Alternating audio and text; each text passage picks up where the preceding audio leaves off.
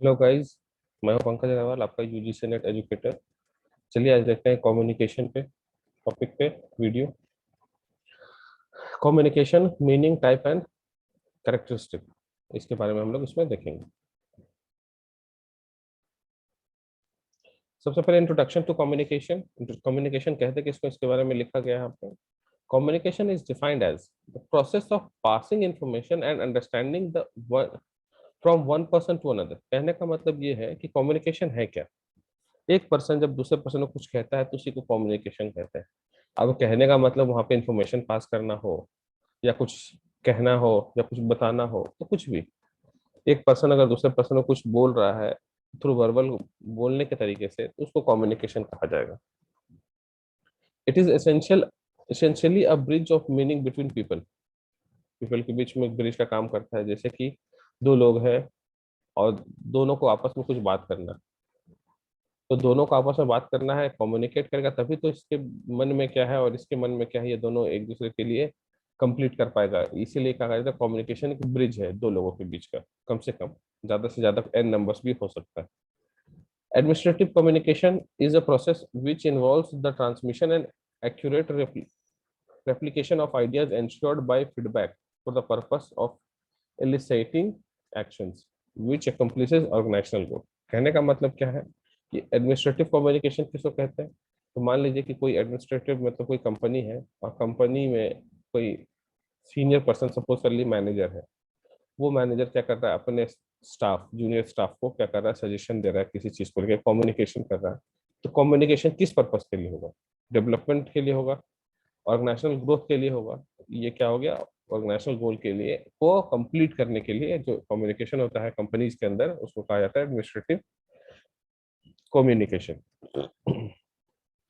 We can easily communication as a interpersonal, intrapersonal, group communication, meta communication, upward, downward, literal, diagonal, formal, informal, oral, written and non-written verbal communication। तो ये सब communication का type है, इसको हम लोग आगे अभी डिस्कस करेंगे क्या क्या होता है इसके बारे में। ठीक है, तो कम्युनिकेशन का मतलब क्या है, इंफॉर्मेशन पास करना। और एडमिनिस्ट्रेटिव कम्युनिकेशन का मतलब है जहाँ पे ऑर्गेनाइजेशन को डेवलप करने के लिए जो एम्प्लॉयज के बीच में कॉन्वर्सेशन होता है उसको क्या कहा जाता है, और एडमिनिस्ट्रेटिव कम्युनिकेशन कहा जाता है। और डेफिनेशन है, in terms of business communication is a important requirement for every business. कहने का मतलब सिंपल सा लैंग्वेज में समझिए कि जहाँ पे कम्युनिकेशन में बिजनेस को इम्प्रूव करना हो, बिजनेस को बढ़ाना हो, उस तरह के कम्युनिकेशन को बिजनेस कम्युनिकेशन कहते हैं। अब बिजनेस में participate in the process of communication in many ways. बहुत तरीके से कम्युनिकेशन होता है, उसको डिटेल में पढ़ना नहीं है। हाँ, अब यहाँ पे आता है डेफिनेशन। सिंपल डेफिनेशन क्या है, communication means sharing of information. Communication is giving and receiving of message. ये डेफिनेशन है, छोटे छोटे डेफिनेशन है, आप इसको याद रखिएगा। पूछा जा सकता है व्हाट इज कम्युनिकेशन, तो आप इस डेफिनेशन को याद कर सकते हैं। Communication is the transfer of information from one और मोर पीपल टू वन और मोर अदर पीपल। मतलब कम्युनिकेशन क्या है, ट्रांसफर ऑफ इंफॉर्मेशन किसके किसके बीच में, एक या एक से अधिक लोगों को, एक या एक से अधिक लोग से जब करते हैं तो उसी को कम्युनिकेशन कहा जाता है। नेक्स्ट है मीनिंग ऑफ कम्युनिकेशन। तो कम्युनिकेशन का मतलब क्या है, इसके बारे में लिखा गया यहाँ पे। लैटिन वर्ड कम्युनिस और communicare which mean to make common. कहने का मतलब कम्युनिकेशन का मतलब होता है कोई चीज को कॉमन करना दो लोगों के बीच में। Thus, communication means to make common facts, information, thoughts, requirements। जैसे कॉमन करने का मतलब क्या है, एक पर्सन है, दूसरा पर्सन है, दोनों को कहीं घूमने जाने का मन, या फिर इसको घूमने जाने का मन है और इसके बारे में आइडिया नहीं है। तो ये अगर इसको कुछ कहेगा कि घूमने चलना है, तभी तो कॉमन फैक्ट दोनों के बीच में आएगा। अदरवाइज इसके मन में कुछ और होगा, इसके मन में कुछ और होगा, तो ये चीज क्लियर नहीं हो पाएगा। इसलिए कभी भी कम्युनिकेशन का मेन गोल होता है कोई भी चीज को कॉमन करना, कोई थॉट प्रोसेस को कॉमन करना। Communication therefore is exchange of thoughts, message, information, etc by way speech, signal और इन राइटिंग। मतलब किस किस तरीके से कम्युनिकेशन हो सकता है, स्पीच से, बोलने से हो सकता है, किसी तरह के सिग्नलिंग से हो सकता है, और किसी तरह के रिटन फॉर्म में हो सकता है। Communication is a two way process. And works well with feedback. कहने का मतलब क्या है, कम्युनिकेशन जो है हमेशा टू वे प्रोसेस होता है। मतलब ये इधर से बोला तो आपको इससे रिप्लाई भी मिलेगा, और ये बेहतर कब होगा, जब इसका फीडबैक भी मिलेगा आपको। Communication with feedback. It also helps to confirm that the intended message has been successful। और ये फीडबैक देने से क्या मतलब होता है, जो मैसेज आप भेज रहे हैं वो सक्सेसफुल हो रहा है। तो इसी चीज को कहा जाता है to way process with feedback. अब ये स्कॉलर डेफिनेशन क्या है, आप इसको लिख लीजिएगा अपने नोट्स में और कंप्लीट कर लीजिएगा। ये कभी कभी पूछ देते हैं कि इस डेफिनेशन को किस पर्सन ने दिया है, तो एक दो मैं रीड कर दे रहा हूँ, बाकी आप इसको पॉज करके नोट कर लीजिएगा या फिर इसको रख लीजिएगा अपने लिए।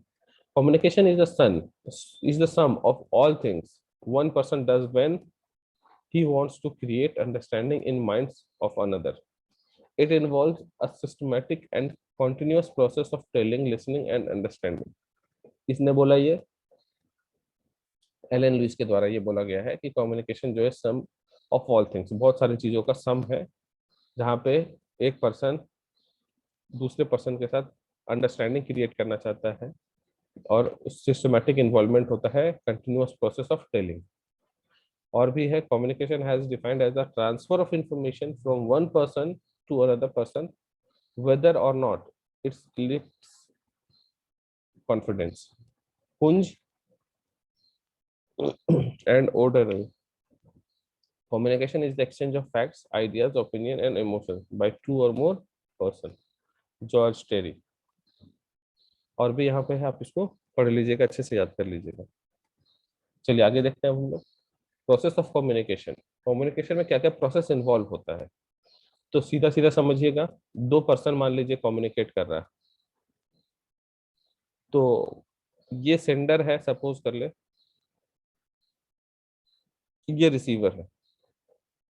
तो सेंडर जब भी मैसेज भेजेगा तो इसको इनकोड करके भेजेगा, और ये जब समझ जाएगा तो इसको डिकोड कहते हैं। यहाँ सब कुछ लिखा हुआ है, शॉर्ट में लिखा हुआ है, आप इसको इसको आप थ्योरेटिकली पढ़ लीजिएगा, लेकिन शॉर्ट में लिखा हुआ है।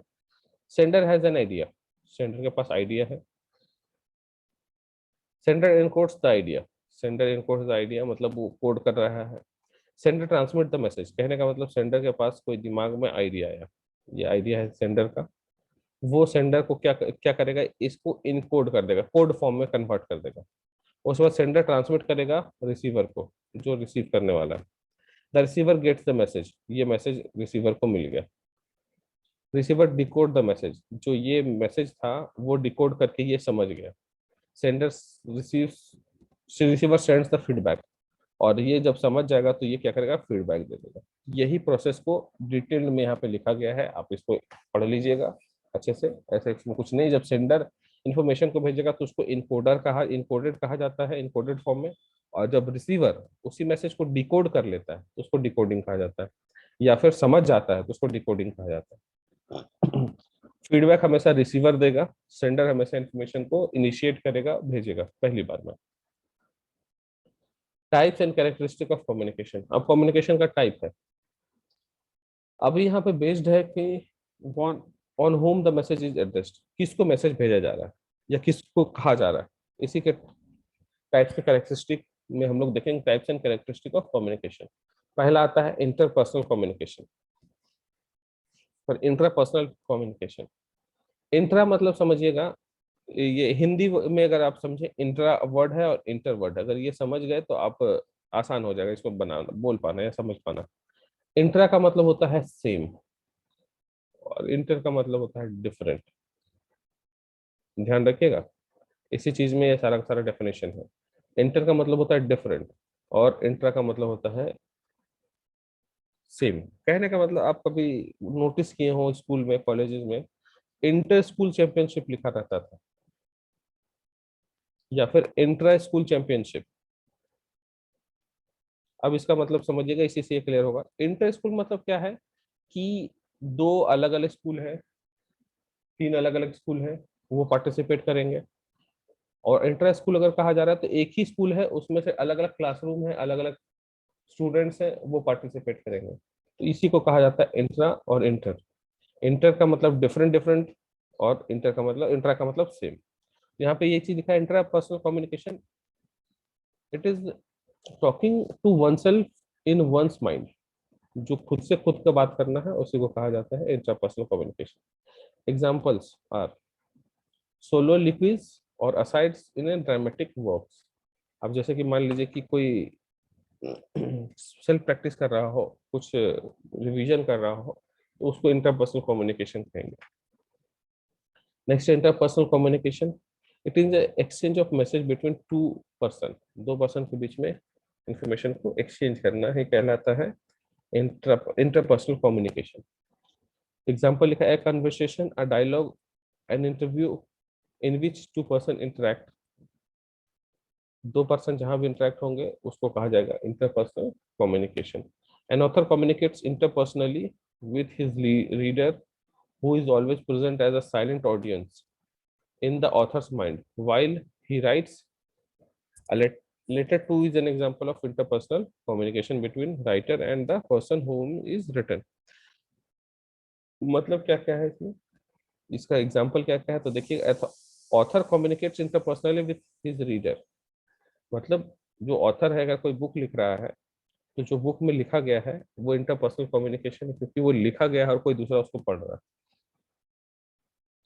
यहाँ पे देखिए, यहाँ पे सीधा सीधा मतलब है dialogue, two person exchange message between two person, दो पर्सन के बीच में जब मैसेज एक्सचेंज होगा तो उसको interpersonal communication. A conversation, a dialogue और an interview in which two person interact with each other, इसी को कहा जाता है इंटरपर्सनल कम्युनिकेशन। नेक्स्ट है group communication. It can be among small और लार्ज ग्रुप्स, ग्रुप का मतलब छोटा भी हो सकता है बड़ा भी हो सकता है, like an organization, club or classroom in which all individual retain their individual identity। तो ग्रुप कम्युनिकेशन का मतलब है कि ग्रुप कम्युनिकेशन लोग करते हैं, वो छोटा ग्रुप होगा या बड़ा ग्रुप, इससे कोई मतलब नहीं है। ये हो सकता है एक ऑर्गेनाइजेशन होगा, एक क्लब क्लब होगा, एक क्लासरूम होगा, जहाँ पे in which all individual retain their individual identity, मतलब सबके पास इंडिविजुअल आइडेंटिटी वहां पे होगी, उसी को कहा जाता है।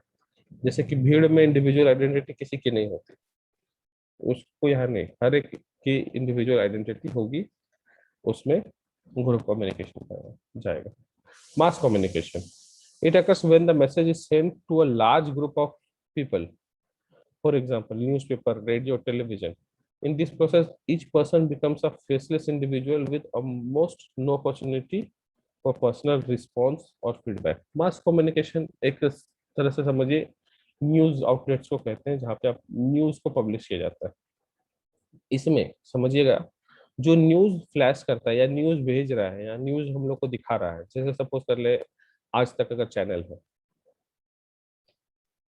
अब बात बताइए कि मान लीजिए आज तक का चैनल अगर हमारे लिए यूपी में कोई न्यूज को पब्लिश कर रहा है, यूपी के किसी न्यूज को पब्लिश कर रहा है, तो बताइए क्या जो, अब समझिएगा तीन पार्टी हो जाएगा, यहाँ पे टीवी चैनल हो जाएगा जो ये पब्लिश कर रहा है, यूपी का पर्सन हो जाएगा जिसका न्यूज फ्लैश हो रहा है, और तीसरा हो जाएगा पर्सन जो उसको देख रहा है। टीवी चैनल वाला जो है, समझ ध्यान से समझिएगा, वो टीवी चैनल में कुछ पर्सन है जो यूपी के न्यूज को दिखा रहे हैं, यूपी के कुछ पर्सन के न्यूज को दिखा रहे हैं, और हम लोग उसको देख रहे हैं। तो यहाँ पे तीन पार्टी इन्वॉल्व है, ये पर्सन अलग है, ये पर्सन अलग है और ये पर्सन अलग है। अब इस बात में समझिए मास कम्युनिकेशन में यही मेन डिफरेंस है कि जो भी पर्सन होगा मास कम्युनिकेशन में, वो एक दूसरे को जानता नहीं होगा पर्सनली। अब मान लीजिए कि हम लोग अगर न्यूज देख रहे हैं, तो क्या पता है कि हमको, बहुत रेयर ही चांस होगा कि हमको उसके बारे में पता होगा। तो हम लोग इस पर्सन यूपी वाले पर्सन के बारे में क्या न्यूज है ये हम लोग जान रहे हैं, क्या हम इस यूपी वाले पर्सन को पर्सनली जानते होंगे, हमारा जान पहचान होगा, उठना बैठना होगा, ऐसा जरूरी तो नहीं होगा। और क्या जो टीवी चैनल वाला दिखा रहा है जिस पर्सन के बारे में, क्या उनका रिश्ता होगा किसी के साथ, ऐसा भी नहीं है। या फिर जो देख रहा है और उसका टीवी चैनल वाला के साथ कोई रिश्ता होगा, ऐसा भी नहीं हो सकता। इसी में यहाँ पे कोई आइडेंटिफिकेशन नहीं होता किसी का भी, इंडिविजुअल आइडेंटिटी किसी के लिए भी, किसी पार्टी के पास। इसी तरह के कम्युनिकेशन को मास कम्युनिकेशन कहते हैं। तो मैसेज सेंड किया जाता है लार्ज ग्रुप को,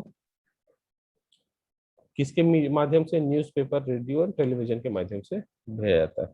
यहाँ पे लिखा हुआ है Each person becomes a faceless individual. Faceless individual मतलब कोई आइडेंटिटी नहीं है, with almost no opportunity for personal response or feedback. अब मान लीजिए आप चैनल में न्यूज देख रहे हैं, तो आप क्या पर्सनल फीडबैक इसको देंगे या फिर किसी दूसरे मीडियम से फीडबैक देंगे? तो यही है mass communication. Next, based on basis of medium employed. अभी हम लोग यहाँ पे ये कर रहे थे based on whom the message is addressed, किसको मैसेज भेजा जा रहा है। अब हम लोग यहाँ देख रहे हैं based on the basis of medium employed, या फिर कौन कौन सा मीडियम एम्प्लॉय हो रहा है, या फिर कौन कौन से मीडियम से हम उसको मैसेज भेज रहे हैं।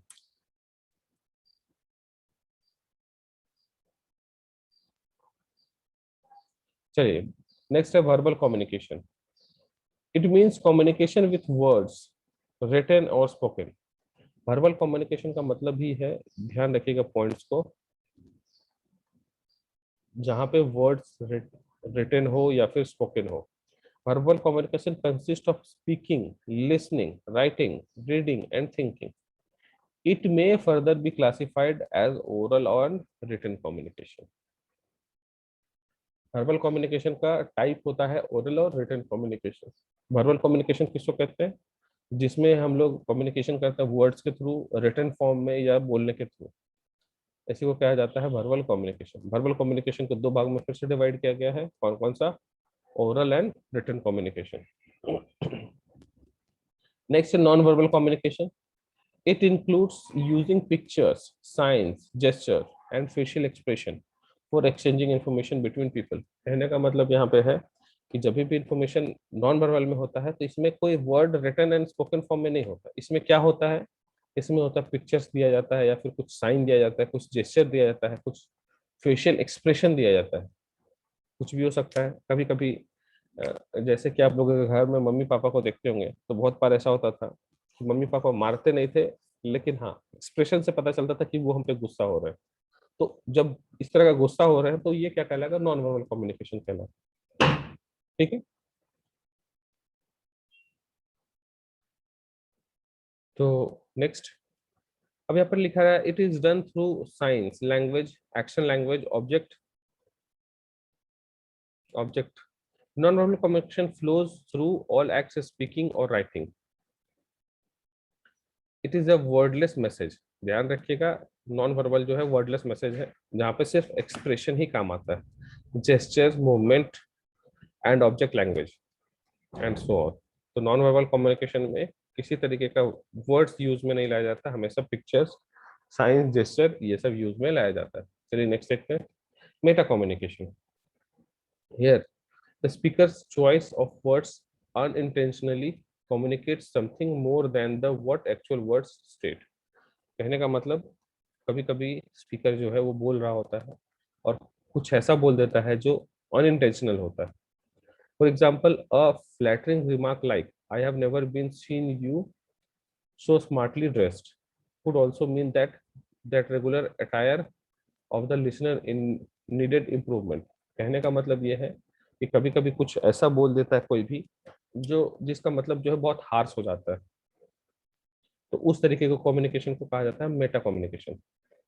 यहाँ पे लिखा choice of words unintentionally communicate something more than what actual words state.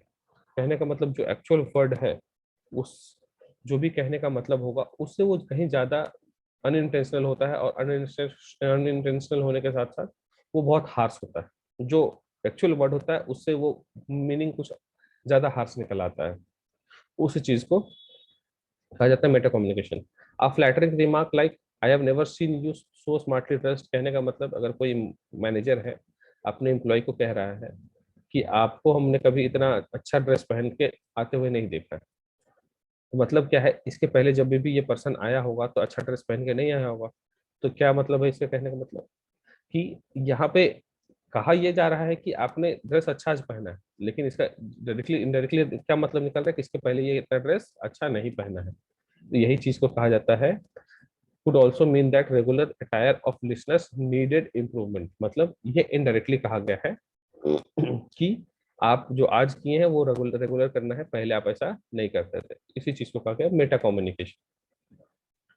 जैसे कि कोई ऐसे कह सकता है कि यू आर अगली ब्यूटीफुल, तो कहने का मतलब यहाँ पे कहना कुछ और चाह रहा है, लेकिन इंटेंशनल अनइंटेंशनल जो उसका मीनिंग है वो कुछ और निकल के आ रहा है। तो इस तरह का कम्युनिकेशन को क्या कहा जाए? मेटा कम्युनिकेशन कहा जाए। नेक्स्ट है formal communication. A formal channel communication can be defined as means of communication that is formally controlled by managers or people occupying position in the organization.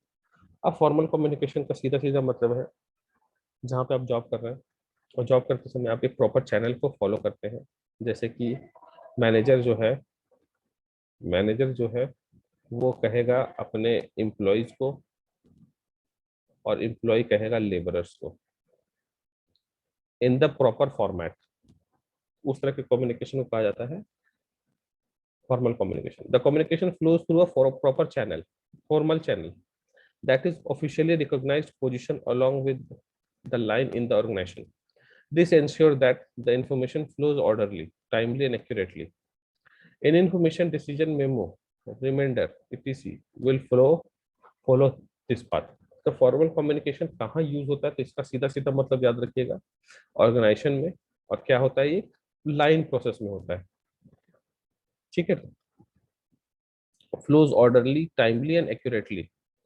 ठीक है, फ्लो करेगा accurately, orderly and timely.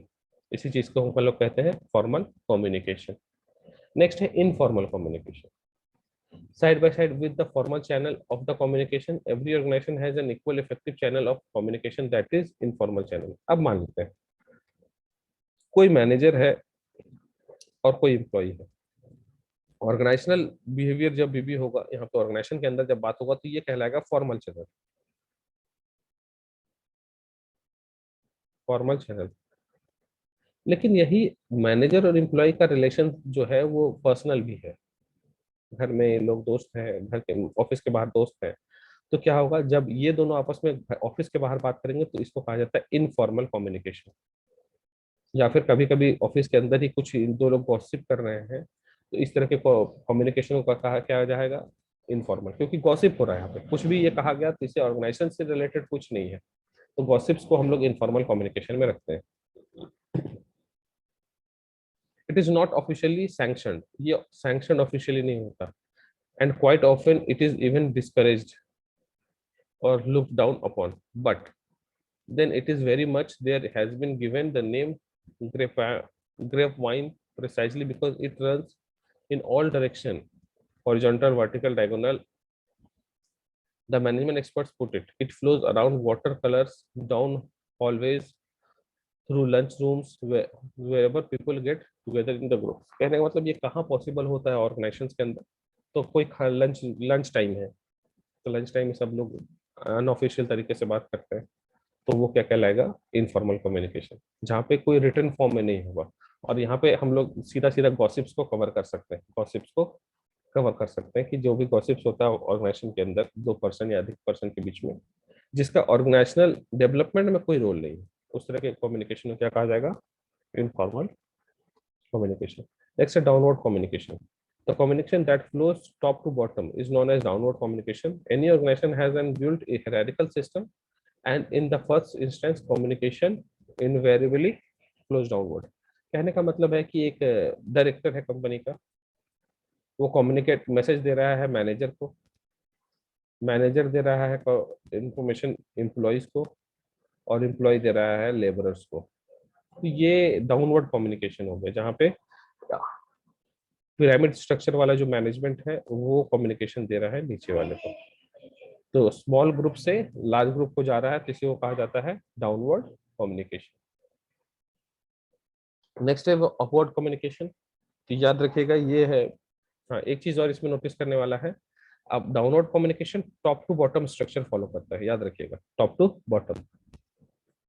Upward communication bottom to top structure follow करता है, जहाँ पे lower hierarchical level का जो employ है वो हायर लेवल पे बात करता है।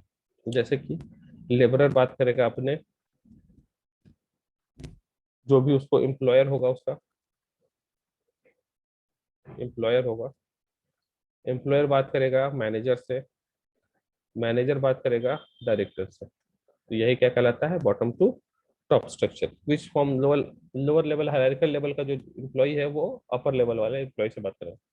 The main function of the upward communication is to supply information to the upper levels about what is happening at the lower level. मतलब lower level में क्या हो रहा है उस तरह के information को ऊपर वाले मैनेजमेंट में बताना है, इसी का ये मतलब। It is reverse of previous dimension. Previous dimension कहने का मतलब डाउनवर्ड का ये रिवर्स। नेक्स्ट है lateral communication. When communication takes place between two और more person who are subordinates working under the same person, those who are working on the same level, this is called lateral and horizontal। याद रखिएगा lateral को horizontal भी कहते हैं।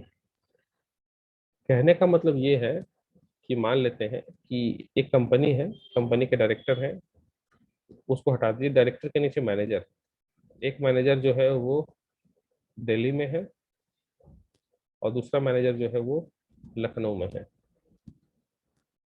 अब ये दोनों लेवल जो है वो सेम लेवल का एम्प्लॉय है। अब इन दोनों के बीच में जो कम्युनिकेशन होगा उसको कहा जाता है लेटरल कम्युनिकेशन। मतलब सेम लेवल का और कोई भी एम्प्लॉय है उसको लेटरल कम्युनिकेशन कहते हैं। या फिर कह सकते हैं लेबरर जो है वो लेबरर से बात कर रहा है, या फिर जो है एम्प्लॉय जो है वो एम्प्लॉय लेवल से बात कर रहा है। तो जब सेम लेवल के एम्प्लॉय से कोई सेम लेवल का एम्प्लॉय बात करेगा उस तरह के कम्युनिकेशन को लेटरल या हॉरिजॉन्टल कम्युनिकेशन कहा जाता है। A good example of this kind of communication is between functional manager। Functional manager के बीच में जब कम्युनिकेशन होगा तो ये उसी को माना जाता है। It is necessary for the reviewing of the activities assign to various subordinates having identical position. तो सेम पोजीशन में जब भी कम्युनिकेशन होगा तो क्या कहलाएगा, लेटरल या हॉरिजॉन्टल कम्युनिकेशन। नेक्स्ट है diagonal communication. Diagonal communication or crosswise communication includes the flow of information among persons at different levels who have no direct responding relationship. As an example, the communication between training supervisor and marketing manager regarding the training of few employees of the marketing department is diagonal communication। कहने का मतलब ये है कि diagonal communication जो है वो flow of information जो है वो डिफरेंट लेवल पे हो सकता है। जैसे कि मान लेते हैं, ऐसा समझिए ये है टॉप लेवल मैनेजमेंट, इसके नीचे बॉटम मतलब मिडिल लेवल मैनेजमेंट कह सकते हैं, इसके नीचे और मैनेज एम्प्लॉय कह सकते हैं या लेबरर कह सकते हैं। तो ये पर्सन जो है ये तो डायरेक्टली इससे कम्युनिकेट कर सकता है और कभी कभी ये इससे भी डायरेक्टली कम्युनिकेट कर सकता है। तो कभी भी इसको इस पर्सन को अगर इन्फॉर्मेशन भेजना हो तो ये इसको भेज सकता है, अगर इसको भेजने का मन ना हो तो वो डायरेक्टली इसको भी भेज सकता है। इसी चीज के बारे में कहा गया है कि flow of information among person at different levels who have no direct responding relationship। अब इसका इसके साथ कोई डायरेक्ट रिलेशनशिप नहीं है लेकिन फिर भी ये इंफॉर्मेशन को पास कर सकता है, और ये एग्जांपल दिया है, आप इसको पढ़ सकते हैं। The kind of communication is used to speed up information flow. अब मान लीजिए कि जैसे ये पर्सन यहाँ पे बोलेगा फिर ये यहाँ पे बोलेगा तो समय लगेगा। इससे बढ़िया है कि अगर ये प्रॉब्लम इस पर्सन से रिजॉल्व होगा तो डायरेक्टली ये जाके यहाँ बोल सकता है। Speed up information to flow information, understanding the coordinate effort of the achievement of the organizational objectives। तो ध्यान रखिएगा जब भी कम्युनिकेशन के फ्लो को स्पीड अप करना हो, बढ़ाना हो, या फिर जहाँ पे डायरेक्ट कोई चैनल नहीं है फिर भी कम्युनिकेशन हो रहा है उसको क्या कहा जाएगा, डायगोनल कम्युनिकेशन कहा जाएगा। नेक्स्ट है कैरेक्टरिस्टिक ऑफ कम्युनिकेशन। क्या क्या इंपॉर्टेंट कैरेक्टरिस्टिक है वो समझ लीजिए यहाँ पे। It involves two person at least. इसमें दो पर्सन हमेशा होना चाहिए कम से कम। कभी कभी तो इंट्रापर्सनल कम्युनिकेशन जो हम लोग देखे उसमें तो सिंगल पर्सन खुद से कोई बात कर रहा है। मैसेज इज अ मस्ट, मतलब मैसेज होना चाहिए, दो लोगों के बीच में कुछ ना कुछ मैसेज होना चाहिए। कम्युनिकेशन में be written, oral and gestures. Gestural कहने का मतलब जेस्चर्स, बॉडी लैंग्वेज रिटन या ओरल फॉर्म में होना चाहिए। Communication is a two way process. Two way process क्योंकि टू पर्सन इन्वॉल्व है तो टू वे प्रोसेस हो जाएगा। It is primary purpose to motivate a response। Primary purpose is to motivate a response. कहने का मतलब प्राइमरी पर्पस, अगर आप किसी को कुछ कह रहे हैं तो कुछ काम के लिए कह रहे होंगे या कुछ चीज के लिए कह रहे होंगे, तो आप किसी से कुछ चीज मांग रहे हैं, कुछ काम करवाना चाह रहे हैं तो उसका मेन पर्पस क्या होता है, मेन मोटो क्या होगा वहां पे, किसी को मोटिवेट करना। It flows upward and downward also from side to side. Upward downward हुआ, साइड टू साइड मतलब लेटरल एंट्री और क्रॉस, जिसको डायगोनल कम्युनिकेशन कहते हैं। कम्युनिकेशन में भी फॉर्मल और informal. It is integral part of process of exchange. Exchange का मतलब information, information exchange. Integral part है, मतलब ये बहुत इंपॉर्टेंट पार्ट है एक्सचेंज प्रोसेस का. फिलहाल इस वीडियो में इतना ही. मिलते हैं नेक्स्ट वीडियो में जो कम्युनिकेशन का दूसरा वीडियो होगा उसमें. Till then, thank you and God bless you.